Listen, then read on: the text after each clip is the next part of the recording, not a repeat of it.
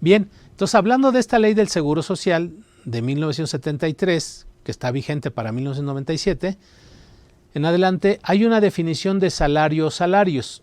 ¿Por qué en la ley del Seguro Social se vino a poner este concepto? Porque si no estuviera este elemento que forma parte de la contribución, en automático este concepto sería demandable y los patrones incluso podrían dejar de pagar cuotas si no estuviera como una definición o como parte de la ley del Seguro Social. Entonces, salario es la retribución que se refiere a la Ley Federal del Trabajo. Ya, pues ahí ya lo comentamos, artículo 82, artículo 84, pero sobre todo artículo 82 de la Ley Federal del Trabajo, ya lo platicamos, ya lo vimos, ¿sí? Ya lo desmenuzamos, entonces ya no tenemos duda. Siguiente artículo, obligaciones de los patrones. Los patrones tienen diferentes obligaciones en materia de seguro social. De los más importantes a cumplir están en el artículo 15 de la Ley del Seguro Social. ¿Cuál es tu primera obligación como patrón? Son cerca de 80 obligaciones en materia de seguro social para los patrones, pero aquí vienen como 8 obligaciones nada más. Las demás están en el 304A y las otras están dispersas en los demás artículos de la ley. Calcúlenle un promedio de 80 obligaciones en materia de seguro social. Hoy vamos a citar nada más las que tienen que ver con el salario base de cotización. Entonces, la primera obligación que establece el artículo 15 es inscribir a los trabajadores, ¿sí? Los patrones se registran, por eso se llama número de registro patronal. Vean, todo tiene un motivo, no crean que nada más hablo así porque leí el artículo y lo quiero decir así. No, yo fui leyendo letra por letra. Obligación de los patrones, registrarse. Ok. ¿Por qué ese registro? Pues porque tienen que llenar un formulario así asado, ¿no? No es parte de los elementos contributivos. E inscribir a los trabajadores. ¿Qué es una inscripción? Es una afiliación, ¿sí? Esa es una inscripción. Es anotarse. O sea, utilizo la semántica para hacerlo diferente de lo que es el registrarse, ¿sí? El registro es uno, pero el inscribirse es anótame, ¿sí? Anótame y ahí te van mis datos. Entonces, inscribe al trabajador, anótalo ante el IMSS, ¿sí? Pero ahí, en esa anotación, en esa afiliación, hay un dato importante que me van a pedir en el alta o en la modificación de salario. El salario base de cotización, ¿sí? Oye, pero ¿ese cómo se calcula? Ahorita te digo, ahorita nos vamos al 27, ¿sí? Ahorita te hago el numerito, el cálculo, pero tienes que contener ese dato, el aviso. Entonces, para ello, también me aclara el artículo 15 en su primera fracción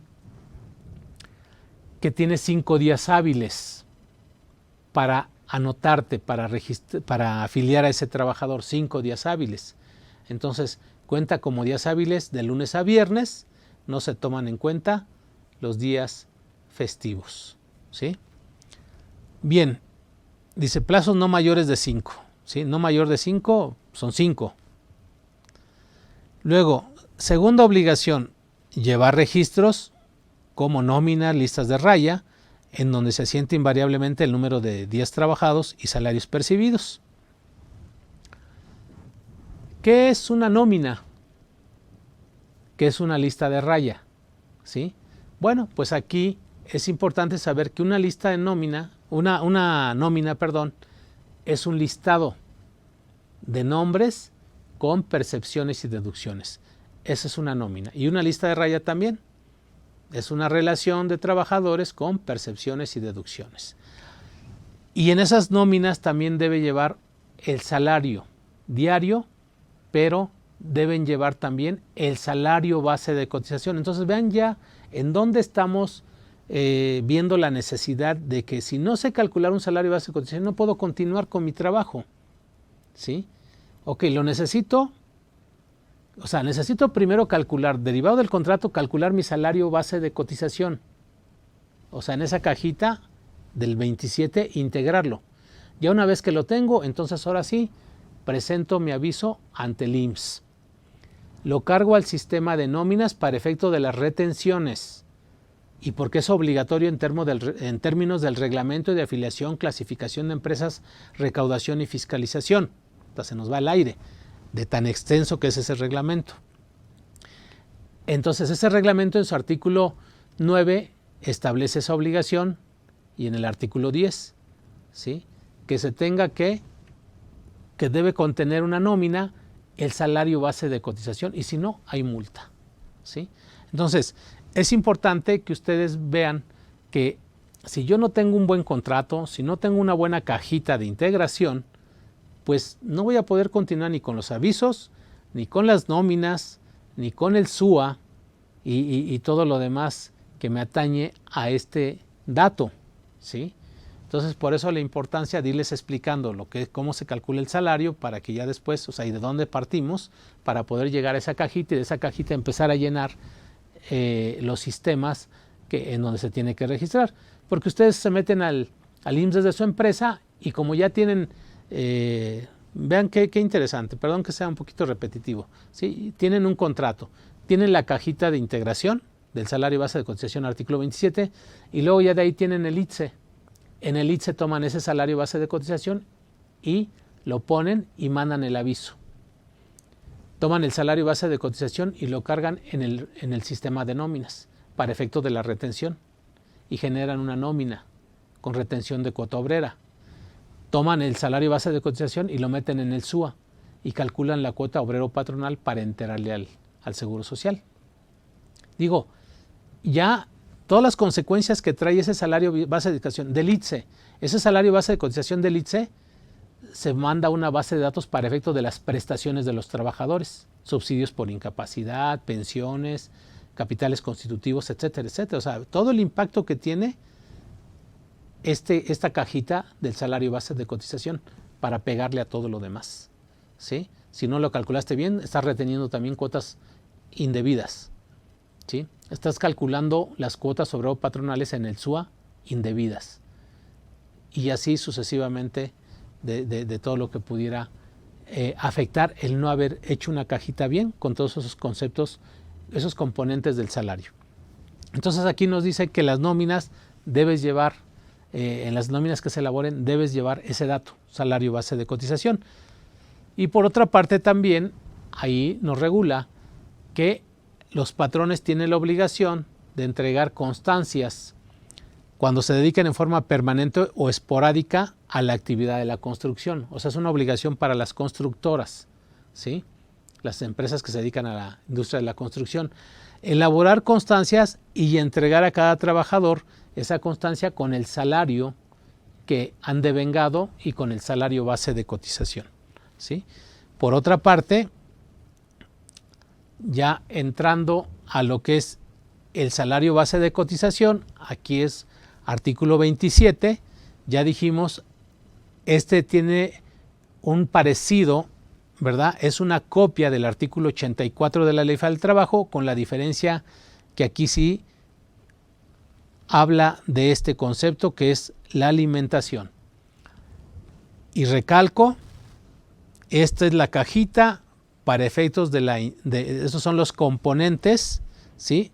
Los componentes del SBC, salario base de cotización, que es el elemento de las cuotas obrero patronales. Entonces, sus componentes, aquí cuando dice integra, los componentes en esa caja que vamos a meter son pagos hechos en efectivo, ¿sí? Hechos, o sea, realizados efectivamente. En efectivo, moneda de curso legal. Pagos hechos en efectivo por cuota diaria. Ya dijimos cómo se calcula la cuota diaria. Gratificaciones, llámale aquellas cantidades extraordinarias que le das al trabajador, incluyendo el aguinaldo. Percepciones, ingresos por diferentes remuneraciones, ya dijimos las de destajo, las por unidad de obra. La alimentación, sí. La alimentación aquí no nos dice si es en servicio o es en vales, ¿sí? O es en especie. Aquí me dicen la alimentación integra. Yo a veces les doy un consejo, en esa cajita metan todo, o sea, integra todo. Pero si ya sé que tengo una caja secundaria, pues en esa caja pues voy sacando los conceptos que no van a entrar. La habitación también tiene que integrarse, ¿verdad? Y la habitación ya sea que sea vía reembolso, o sea, vía depósito al trabajador. Las primas, las comisiones, primas dijimos prima vacacional porque la prima de antigüedad no entra. Las comisiones, ¿sí?, que se les llegan a dar a los vendedores, prestaciones en especie y cualquier otra cantidad, ¿sí? Cuando habla de prestaciones en especie y cualquier otra cantidad o prestación que se entrega al trabajador por su trabajo. O sea, sucede lo mismo que lo que ya comentamos en el artículo 84, ¿sí? Aquí también es lo mismo, ya no lo voy a repetir, ya hablamos de esa cajita en donde van a entrar todos estos conceptos, ¿sí? Y ya en automático va a haber otra caja en donde todos esos conceptos excluyentes los vamos a poner ahí. Yo quiero agregar algo nada más aquí, que en las prestaciones de previsión social, que ya les dije, hay que documentarlas, materializarlas y que tienen que ser aprovechadas por los trabajadores o sus familiares. El alcance que tiene es inmenso. Nada más quiero aclarar que también evalúen qué impacto fiscal tienen las prestaciones, pero el impacto laboral siempre debe prevalecer, debe ser más fuerte que el impacto fiscal. Cuando ustedes vayan a dar una prestación de previsión social, vean el incentivo, porque si yo estoy cuidando los centavitos, puedo dejar ir los pesos, ¿sí? ¿Y por qué los pesos? Porque los trabajadores, al no decirles, tú nomás vas a ganar tu salario, finiquito, aguinaldo y prima vacacional, o sea, los mínimos de ley. Ya de entrada, los mínimos de ley, psicológicamente ya le dije, aquí no vas a ganar más de lo que marque la ley, ¿sí? Pero si al trabajador ¿qué hacen? Digo, esto no es nuevo, ustedes lo saben. Prestaciones superiores a la de la ley. Oye, cámbiale el concepto, ¿sí? Ponle ahí estímulos, incentivos, ¿sí?, otorgados por esta empresa. Así ya manéjalo directamente, otorgados por esta empresa. Obvio que cualquier trabajador cuando digan, oye, beneficios adicionales económicos, ya le están diciendo beneficios, la palabra, todo eso es ahora sí que psicológico, ¿sí?, motivacional. Beneficios económicos adicionales en efectivo para los trabajadores. Órale. Y ese impacto te va a generar, el otorgarle mayores remuneraciones al trabajador, te va a generar productividad, ¿sí? Productividad, créamelo. O sea, yo en la práctica lo veo con la gente que se le retribuye con un salario, pero aparte, oye, te doy una compensación, gracias, ¿sí? Créame que está contento y vuelve a pasar otra quincena, oye, ahí te va otra gratificación, gracias, vas muy bien, vamos a seguirle echando ganas. Esa sinergia va a provocar que salga uno adelante, ¿sí? Y en muchas empresas hoy en día que necesitan los trabajadores esas palabras de aliento, el mismo patrón necesita palabras de aliento, ¿sí? Oiga, pues mire, pese a la situación, créeme que pues vamos a tomar todas las medidas de precaución y vamos a echarle ganas. Entonces, de esa manera debe haber una comunicación, ¿sí? Porque muchas empresas, cuando hay trabajadores ahí que están calentando en la cabeza a los demás, cuando hay trabajadores tóxicos y todo eso, que sí los podemos identificar, ¿eh? En las empresas sí hay trabajadores tóxicos y también hay empresarios tóxicos, ¿no? Ahí hay que identificarlos, para eso está la NOM 035, o cambian, y si no la otra, pues muchas gracias, terminamos la relación y ahí nos vemos, ¿sí? Digo, todo es tan fácil también resolverlo que a veces nos las complicamos en la misma empresa, pero la verdad hay veces en que las decisiones, si tú lo piensas con la cabeza y las tomas frías, créeme que resuelves problemas, pero muchos al mismo tiempo, ¿sí? Tengo 10 trabajadores, son poquitos, pero hay 2 trabajadores tóxicos, liquídalos, o sea, conforme a la ley, liquídalos. ¿Cuánto te cuestan? Sus 3 meses, la prima de antigüedad y su finiquito, liquídalos. Los 3 meses los puedes negociar, ¿sí? Se puede negociar. Normalmente un mes y medio. Te voy a dar un mes y medio, te voy a dar, digo eso en atención a los abogados que son los especialistas, digo me he asesorado con ellos, dicen no, por ley, casi, mes y medio, más 20 días por año.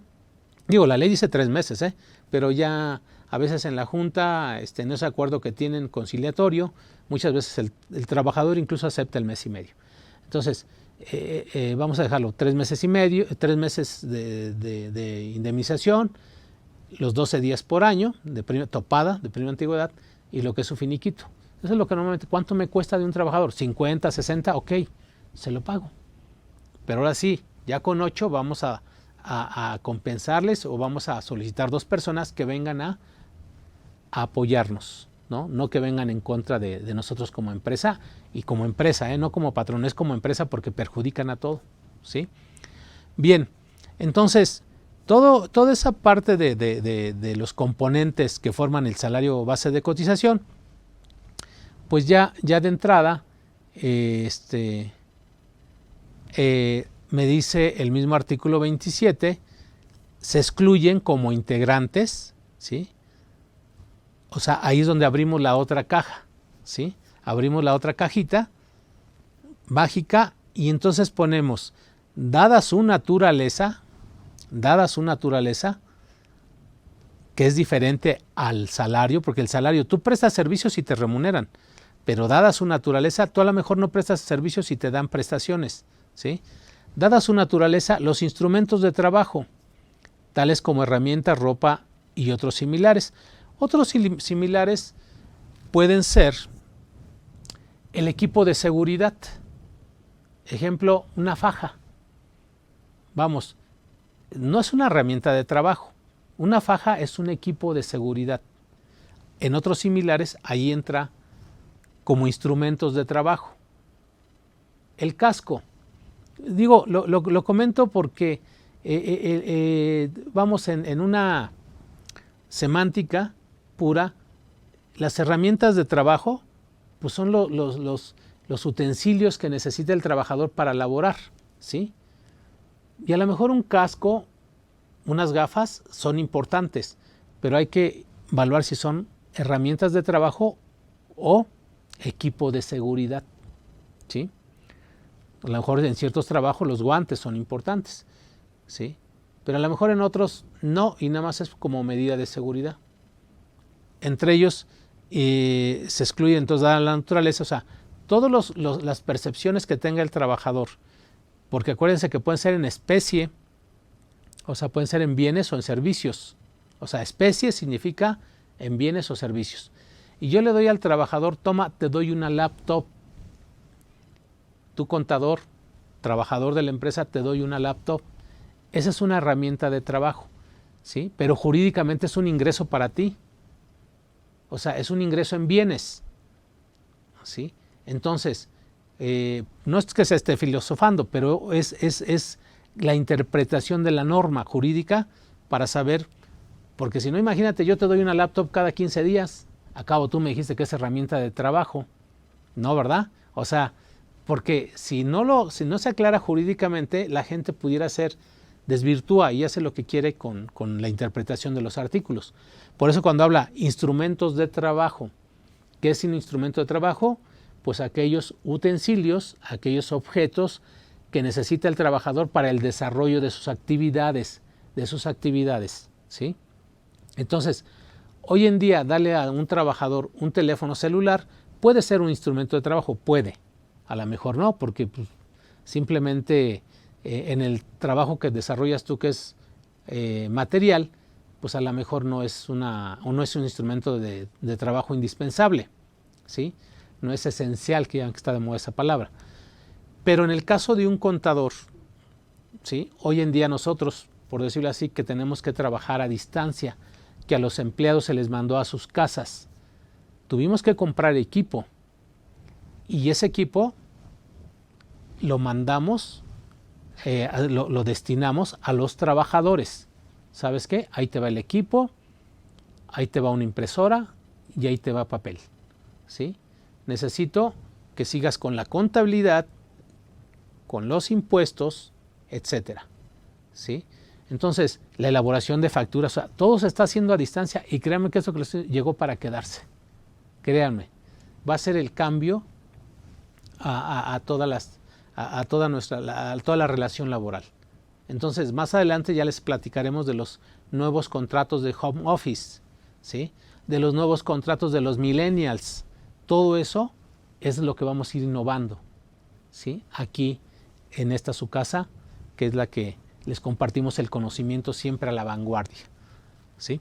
Entonces, vean, ya de entrada, los instrumentos de trabajo tales, o sea, no nada más era leer por leer, es instrumentos de trabajo como tal, saber qué es un instrumento de trabajo, qué son herramientas, qué es ropa, ¿sí? Y la ropa debe ser para el trabajo. Entonces, si en la ropa me están dando una opción, ¿por qué no vestir a los trabajadores con ropa con el logo de mi empresa? Porque el impacto que tiene es de publicidad. Luego, artículo 27, segunda fracción. El ahorro. Cuando se integre por un depósito de cantidad semanaria, quincenal o mensual. Igual del trabajador y de la empresa. Empresa, entiéndase, pues toda entidad económica, llámese persona física, bueno, entidad económica de producción, prestación de servicios, fabricación, etcétera. Persona física o persona moral, ¿sí? Y si se constituye en forma diversa o puede retirarlo el trabajador más de 2 veces al año, integrará salario. Tampoco bueno, hasta ahí, integrarán salario. Entonces vamos a explicar esto del ahorro. El ahorro, su objetivo fundamental es promocionar, ¿verdad? Promover el ahorro de los trabajadores. No tenemos esa cultura. Hoy en día, muchos de los trabajadores y algunos de nosotros vamos a padecer de algo. Miren, estos 3 meses que vienen, mayo, junio y julio, digo, yo nunca me gusta alertar ni alarmar, simplemente es ser realista. Nos va a impactar en nuestra economía, porque si nosotros trabajábamos por ahí horas extras, teníamos un ingreso, una compensación, etcétera, o lo peor, que a algunos les bajen su salario o los manden a descansar ciertos días, ¿qué va a pasar? El mes de abril ya le libramos, porque teníamos todavía unos fonditos del mes de marzo, tanto patrones como trabajadores. Pero lo que es mayo, junio y julio, se van a acordar. El no haber tenido un ahorro, el no haber fomentado el ahorro, y que muchos me pueden decir, oye, pero ¿de dónde quieres que ahorre si apenas y me alcanza para comer? ¿De dónde quieres que ahorre? Bueno, sí, ahí desafortunadamente es digo, yo les puedo decir, pues búscate 2 trabajos, ¿no? No, ¿cómo crees? O sea, si trabajo de sol a sol, o sea, hay casos en que los trabajadores, sí, mis respetos, la tienen difícil, porque no pueden buscarse un empleo de fines de semana, ¿sí? Complementario, trabajo de lunes a viernes, o sea, un empleo en sábados y domingos, ¿sí? Complementario, digo, cuando te gusta, cuando tienes esa necesidad, lo haces. Cuando hay esa necesidad, trabajas horas extras y es pero solamente cuando hay la necesidad. Entonces, hay tantas cosas que puedo platicarles que a veces digo, puedo tener la razón, a lo mejor y no, pero pues es por las vivencias que veo en la gente, ¿no? De los trabajadores. Yo veo las nóminas, préstamos y préstamos y préstamos y descuentos de préstamos. Y yo digo, pues esto no aplica. ¿De qué sirve que la ley me diga que el ahorro no se integra siempre y cuando sea una aportación del patrón y del trabajador? Si en la vida real el ahorro no se da, no se puede. Pero hay en algunas empresas que sí lo han utilizado como una herramienta. O sea, empresas que son exitosas, que pues, le echan ganas y bueno, pues eso es así como que de hablar de aquellas empresas que son sólidas, ¿no? Pero aquí viene lo interesante. Tampoco se tomarán en cuenta las cantidades otorgadas por el patrón para fines sociales de carácter sindical. Vean, esa última oración que se ve poco importante es de las más importantes que hay en este artículo, ¿sí? Cuando hablamos de que no se van a tomar en cuenta, o sea, quítalas de la caja del artículo 27 y ponlas en la cajita mágica. Estas cantidades otorgadas, ¿qué es cantidad otorgada? O sea, que esté dispuesta al trabajador, ¿sí? Que se entregue al trabajador. O sea, para fines sociales de carácter sindical. Es enunciativo, mas no limitativo. No puede aplicar nada más a los sindicatos, también a las demás empresas, ¿sí? Que no tengan sindicato. Bien, cuando hablamos de estas cantidades otorgadas a través de un contrato colectivo, vamos a analizar primero con ellos, a través de un contrato colectivo, tómase en cuenta que los sindicatos siempre velan por los derechos de los trabajadores y su objetivo es lograr esa estabilidad para el trabajador y para el patrón, defender sus intereses, ¿sí? Aparte de sus derechos, sus intereses. Y tener logros económicos, ¿verdad? Salario justo, eso es lo que busca un sindicato. Entonces, a final de cuentas, los sindicatos muchas veces, a través de la negociación con los patrones, o cuando no tienen sindicato, también les digo, ahí es donde pueden entrar, pueden establecer algunas prestaciones que no se entregan por el trabajo, sino por ese vínculo laboral o por esos logros, por esas metas, que pueden consistir en ayudas o en bienes materiales. Ejemplo, regalos para días especiales. 10 de mayo, Día del Niño. ¿Por qué no regalar la empresa un juguete al niño? Bueno, ese tipo de prestaciones que se dan, a todos los hijos de los trabajadores les vamos a regalar, ¿verdad? Un juguete. Vamos, puede ser hasta, les vamos a regalar un teléfono celular básico, o sea, las ideas vienen, o sea, lo que falta también es el dinero, o sea, es una realidad. Pero digo, ustedes me escuchan y a lo mejor dicen algunas empresas sí pueden, pero si ustedes fueran empresarios, si fueran exitosos, si tuvieran una empresa con mucho dinero, dirían, oye, dame ideas. Y digo, y hay empresas que lo dicen, dame ideas porque quiero dar prestaciones que beneficien a los trabajadores, ¿sí? Y que disminuyan su base fiscal. Eso es lo que todos pensamos siempre.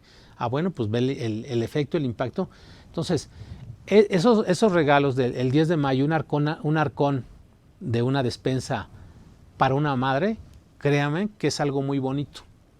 Es deducible, no es acumulable y no grava impuestos, ¿sí? No se les retiene impuestos. Entonces, qué mejor que ya sea a través de un contrato colectivo o de un contrato individual que otorgues esa prestación. Ve los beneficios que tiene.